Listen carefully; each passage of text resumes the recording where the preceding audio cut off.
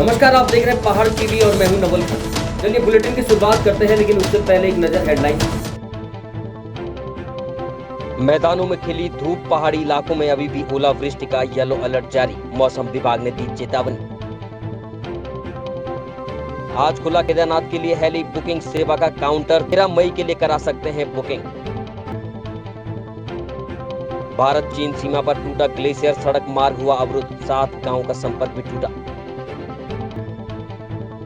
चार धाम यात्रा में अब तक दर्शन करने वाले तीर्थयात्रियों का आंकड़ा 5 लाख के पार हो गया है। केदारनाथ धाम में सबसे अधिक 1,75,000 श्रद्धालु अब तक दर्शन कर चुके हैं। केदारनाथ धाम की यात्रा के लिए पंजीकरण पर अब 15 मई तक रोक रहेगी। मौसम विभाग के पूर्वानुमान को देखते हुए ये फैसला लिया गया है और 15 मई तक नए पंजीकरण पर रोक लगा दी गई है।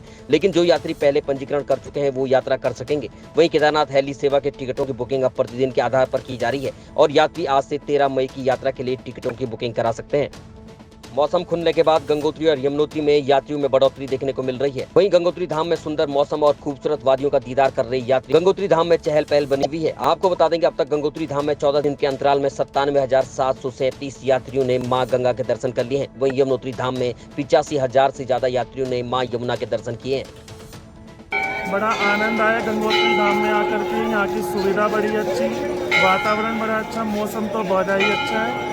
धूप निकलने के बाद और अच्छा लग रहा है। माँ गंगा जो भी यहाँ पर आए सबकी मनोकामना पूर्ण करे। मैं उत्तराखंड का 4 यात्रा करने के लिए आया। हम आके 4 दिन हो गया। यमुनोत्री का दर्शन अभी कंप्लीट हुआ। अभी गंगोत्री का दर्शन आज करने जा रही हूँ।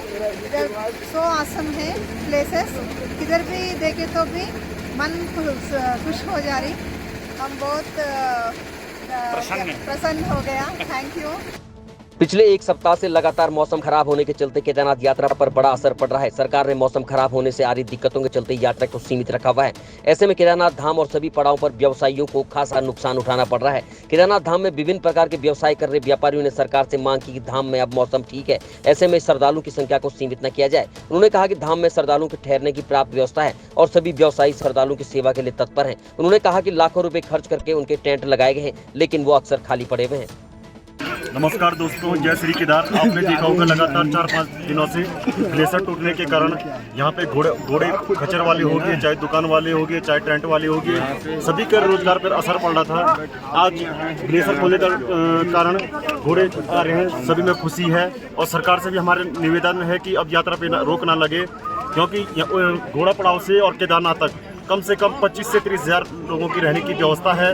और चाहे दुकान हो, दुकान रहने खाने की उचित व्यवस्था है। सरकार से यही मांगे हम सभी लोगों की, बस यात्रा पे रोक ना लगे, यात्रा पूर्ण रूप से खुली दिया जाए। धन्यवाद। जय श्री केदार।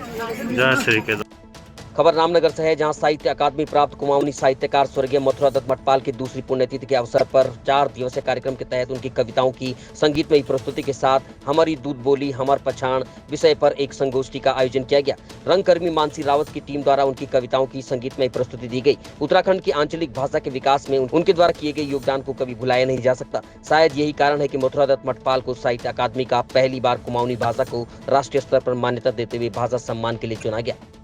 उत्तराखंड के मुख्य साहित्यकार स्वर्गीय मथुरा दत्त मठपाल जी की दूसरी पुण्यतिथि मनाई जा रही है। किस प्रकार का कार्यक्रम है? साहित्य अकादमी प्राप्त कुमाऊनी के वरिष्ठ साहित्यकार मथुरा दत्त मठपाल जी की आज दूसरी पुण्यतिथि है और इस अवसर पर ये 4 दिवसीय कार्यक्रम चल रहा है, जिसके तहत आज जहां उनकी कविताओं की संगीतमय प्रस्तुति है, वहीं दूसरी ओर हमारी दूध बोली हमारी पहचान अर्थात हमारी मातृभाषा हमारी पहचान के तहत जगह जगह पर संगोष्ठियां हो रही हैं। आज रामनगर है, कल नैनीताल है, फिर अल्मोड़ा में है। इस तरह से उनके जो दूसरी पुण्यतिथि है उसको कुमाऊनी भाषा के विकास के लिए एक अभियान के तहत मनाया जा रहा है। अब खबर अल्मोड़ा से है, जहां गर्मी के सीजन में जंगलों में आग लगने से लाखों की वन संपदा जलकर खाक हो जाती है। अल्मोड़ा जिले के विकास कंसल्ट में गर्मी का सीजन शुरू होते ही वन विभाग अलर्ट हो गया है। गर्मियां शुरू होते ही हर साल जंगलों में यही हालात नजर आते हैं। वन विभाग अपनी तैयारियां पूरी कर ली है। जंगलों में आग लगने से रिहायशी इलाकों में घरों तक आग पहुंच जाती है। रेंजर सल्ट महेश चंद सती ने बताया कि हर साल अराजक तत्वों द्वारा जंगलों में आग लगाई जाती है। आग पर काबू पाने के लिए सल्ट के 5 क्रू सेंटरों में 4-4 वन कर्मी रखे गए हैं, तो लगातार क्षेत्र में आग पर काबू पाने का कार्य कर रहे हैं। 23-24 चल रहा है। ऐसी स्थिति में टेम्परेचर बढ़ते जा रहा है और बनों में आग की घटनाएं बढ़ रही हैं। हमारे द्वारा सर्ट रेंज में 5 क्रू स्टेशन बनाए गए हैं और इसमें प्रत्येक क्रू स्टेशन में 4 कर्मचारी हैं और 5 फॉरेस्ट गार्ड, 2 फॉरेस्टर लगातार नियमित ड्रिल कर रहे हैं और हम लोग समय समय पर लोगों से संपर्क कर रहे हैं और लोगों को इसके बारे में जानकारी दे रहे हैं कि वनों में आग लगाने से क्या क्या नुकसान होते हैं। और इस समय अगर आग लगती है तो जंगलों को काफ़ी नुकसान पहुंच रहा है और हम लोग अपना लगातार लोगों से वार्ता कर रहे हैं, संपर्क कर रहे हैं और इस पर काफ़ी तरीके से हम नियंत्रण पा रहे हैं। और मेरा जनता से निवेदन है, आम लोगों से, सभी जनप्रतिनिधियों से, सभी से मेरा निवेदन है कि वो लोग हमें पूरा सहयोग दें और वनों में आग लगाने की घटनाओं पर जो है जिससे हमारी आग लगने से बचाया जा सके। खबर धारचूला से है, जहां दारमा घाटी के चीन सीमा से सटे गांव बालिंग और दुक्तू के बीच रविवार सुबह 9:30 बजे लोखुंग नाले में ग्लेशियर टूटने से सड़क बंद हो गई। ग्राम दांतू निवासी पानू दताल ने बताया कि वो 7 लोग गांव की तरफ आ रहे थे। अचानक ऊपरी लोखुंग नाली से ग्लेशियर टूटने लगा, जिससे देखकर उन लोगों ने भागकर जान बचाई। अब खबर पौड़ी से है, जहां एसबीआई पौड़ी की एक लापरवाही सामने आई है, जहां 7 साल पहले बंद खाते की राशि बैंक ने अब चेक के द्वारा लौटाई है। उपभोक्ता ने बैंक पर लापरवाही का आरोप लगाया है। उन्होंने कहा कि 7 साल पहले बंद कराए गए खाते की राशि बिना ब्याज के अब लौटाई जा रही है। हालांकि राशि महज 96 रुपए है। वहीं बैंक इसे गलती मानने के लिए तैयार नहीं है। बैंक की लापरवाही यही नहीं रुकी, बैंक ने 7 साल बाद 24 अप्रैल को जो पत्र उपभोक्ता को भेजा, उसी चेक के साथ चेक डेट भी पुरानी हो गई है। यानी पत्र भेजते समय भी बैंक ने इसमें सुधार नहीं किया। खाता था मेरा बैंक में जो 2016 में बंद करा गया, उसमें शायद 96 रुपये बाकी है। जो भी अमाउंट था तो बैंक ने 2016 में ये 7/6/2016 को जो है बैंक ने 96 रुपये की चेक काटा और चेक काटने के बाद जो है मुझको ये 24/4/2023 को डिस्पैच करके और मुझे चेक भेजा गया। ये जो चेक मुझे मिला है लगभग 7 साल बाद, 16 का चेक है और 2023 में मिला है। अब ये चेक जो है 3 महीने बाद तो एनुअलेट हो गया है। तो ये बैंक की कार्यशैली है state bank of India Pauri branch की, ये 2016 का कटा हुआ चेक 2023 में मुझको दिया जा रहा है। मुझे जो बैंक की कार्यशैली है, अगर ये चेक तो मेरा तो बहुत छोटे अमाउंट का है, 96 रुपये का है। हो सकता है किसी का ये बहुत ज़्यादा अमाउंट हो और कोई व्यक्ति ऐसा भी हो सकता है जो इस दुनिया में अब ना हो, तो उस चेक का उससे बैंक ने जो भेजा है उससे क्या फ़ायदा हुआ, या बैंक को अगर भेजना था चेक तो इसको रिन्यू करके, जबकि बैंक इसमें अपने लेटर में भेज रहा है कि सलाखनी चेक संख्या इतना अमाउंट 96 रुपये और डेट भी इसमें जो है 2016 की चेक की डेट देकर हमको भेज रहा है। अगर बैंक की चेक भेजता हमें 2016 के चेक को रिन्यू करके, जो कि बैंक भेज सकता था हमको 2023 के रिन्यू करके हमको भेजता, तो तब तो हम कहते बैंक की कार्यशैली ठीक है। स्टेट बैंक की कार्यशैली में तो प्रशिक्षित है कि इस ढंग की कार्रवाई की जा रही है। खबर रामनगर से है, जहां विदेशों में जाकर धोखाधड़ी का शिकार होने वाले भारतीय लोगों और स्टूडेंट की मदद करने वाली एनआरआई लोगों की संस्था के द्वारा जन जागरूकता शिविर का आयोजन रविवार को समीपवर्ती गांव पापड़ी में किया गया। उन्होंने कहा कि एजेंटों के द्वारा धोखाधड़ी के शिकार वे लोग विदेशों में जाकर फंस जाते हैं। उनकी ये संस्था ऐसे लोगों को रोजगार दिलाने, उनके रहने खाने की व्यवस्था करने के साथ ही उन्हें इंडिया वापस भेजने का काम करती है। संस्था द्वारा शीघ्र ही रामनगर में एक कार्यालय भी खोला जाएगा। हमारा अवेयरनेस एंड एजुकेशनल सेमिनार है, आपको जागरूक करने के लिए। हमारे जो ब्रांचेस हैं, एक हेड ऑफिस कनाडा में है, एक ब्रांच नवा शहर पंजाब में है, ब्यास में पंजाब में है। अब अगली हमारी ब्रांच है यहाँ खोलने जा रहे हैं। उसके पहले हमने सेमिनार लगाया है। जो भी आपके उत्तराखंड में जो फ्रॉड होते हैं बच्चों के साथ, तो दिक्कत आती है, उनका जागरूक करने के लिए कि सही तरीके से आपका सेमिनार लग सके और उनको कोई दिक्कत ना आए फ्यूचर में, ऐसे आगे फ्यूचर कोई दिक्कत ना आए, इसलिए हम ये सेमिनार लगाने आए हैं। और हमारा बड़ा अच्छा सहयोग मिला है। यहाँ कम से कम 100-150 लोग आए थे अलग अलग परिवारों से। उन्होंने अपने क्वेश्चन पुट किए हैं। हमारे बच्चों को आगे वहाँ दिक्कत आई है कनाडा में, उनका हमने हल बताया। तो ये सेमिनार इस कारण लगाया था कि यहाँ दिक्कत ना आए। आगे आप जो आगे से अगर फाइल लगानी किसी ने, कुछ भी करना है तो हमसे पूछें। हमारा नंबर है आपके पास 9627200088, हमारा लोकल नंबर इंडिया का।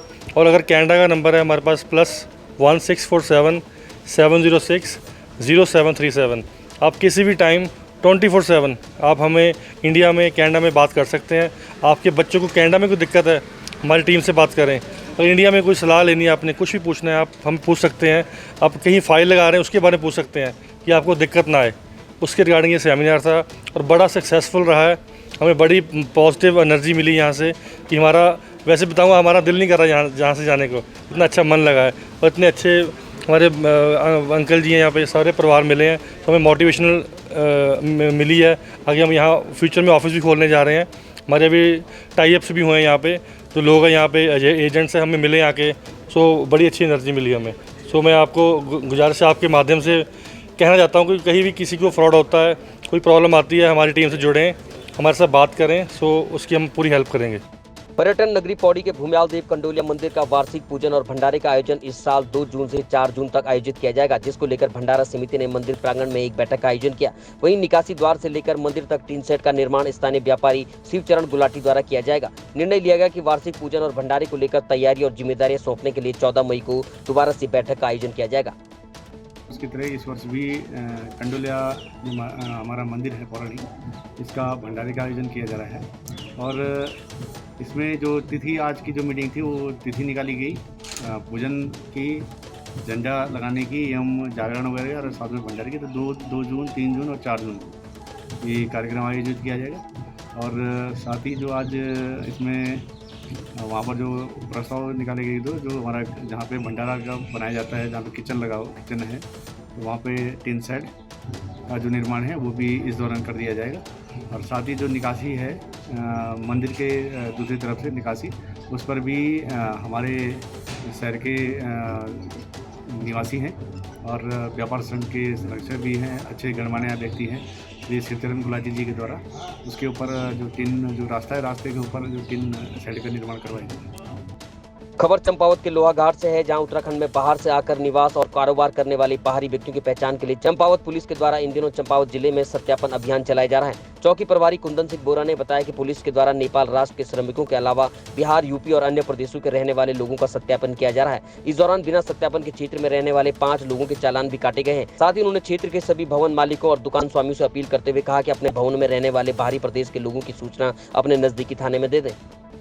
जितने भी मकान मालिक हैं या बाहरी लोग जिनके घरों में रह रहे हैं या निवास कर रहे हैं या जिनके नौकर हैं या किसी संबंध में यहाँ रोजगार से आए हुए हैं, मैं सभी लोगों से अपील करना चाहता हूँ कि यह एक प्रणाली है जिसके अंदर आप लोगों को सत्यापन कराना आवश्यक है, ताकि जो बाहर से अपना रोजगार के लिए आए हैं उन्हें भी कोई दिक्कत ना हो, और मकान मालिक जो हैं अगर वो सत्यापन नहीं कराते हैं तो उसमें भी हमारे यहाँ 83 पुलिस एक्ट में उनके ये प्रावधान है कि उनका 10,000 का चालान काटा जाएगा। तो मेरा सभी लोहाघाट निवासियों से निवेदन है कि अपने यहाँ जितने भी किराएदार लोग रहते हैं उनके यहाँ या काम करते हैं, उनका सत्यापन अवश्य रूप से करवा लीजिएगा। तो अभियान चला के 5 लोगों के ऊपर कार्रवाई की गई थी, चालान उनके किए गए। खबर लक्सर से है, जहां लक्सर में राज्य रेलवे पुलिस की थाना अध्यक्ष ममता गोला के नेतृत्व में नोएडा एसटीएफ की मदद से यूपी के शामली के झिंझाना निवासी एक ऐसे साथी बदमाश को गिरफ्तार कर लिया है जिसने 2015 में अपने साथियों के साथ मिलकर लक्सर रेलवे स्टेशन और सहारनपुर रेल मार्ग 2 गाड़ियों में डकैती की थी और फरार हो गया था। वहीं लक्सर थाना अध्यक्ष ममता गोला के मुताबिक फिलहाल झिंझाना निवासी आरोपी पर मुकदमा पंजीकृत होने के साथ झिंझाना पुलिस द्वारा उसे हिरासत में रखा गया है, जिसके लिए लक्सर जीआरएफ द्वारा शीघ्र अभियुक्त की रिमांड ली जाएगी।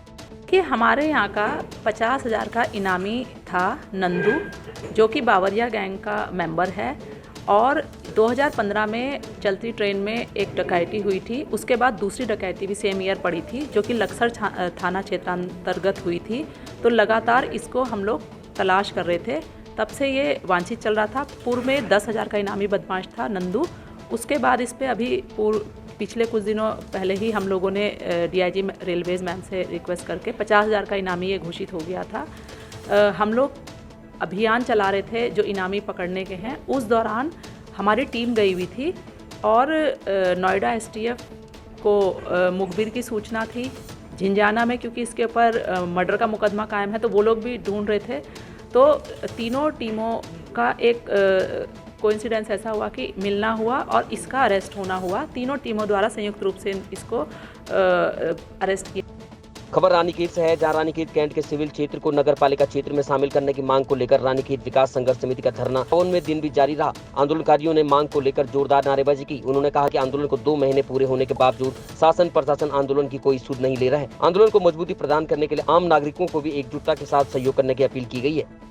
खबर हल्द्वानी से है, जहां गौला पार नया गांव में लगे विद्युत ट्रांसफार्मर में आग लगने से हड़कंप मच गया। देखते ही देखते ट्रांसफार्मर धू कर जलने लगा। स्थानीय लोगों ने तत्काल इसकी सूचना पुलिस और दमकल विभाग को दी। दमकल की टीम मौके पर पहुंची और कड़ी मशक्कत के बाद आग पर काबू पाया जा सका। आग लगने के कारणों का पता लगाया जा रहा है। गनीमत रही कि आग लगने से किसी तरह की जनहानि नहीं हुई। जानकारों का कहना है कि ट्रांसफार्मर में अधिक विद्युत लोड होने के कारण हादसा हो सकता है। हालांकि स्थानीय लोगों का आरोप है कि ट्रांसफार्मर काफी समय से चिंगारी दे रहा है, लेकिन विद्युत विभाग लगातार लापरवाही बरत रहा है।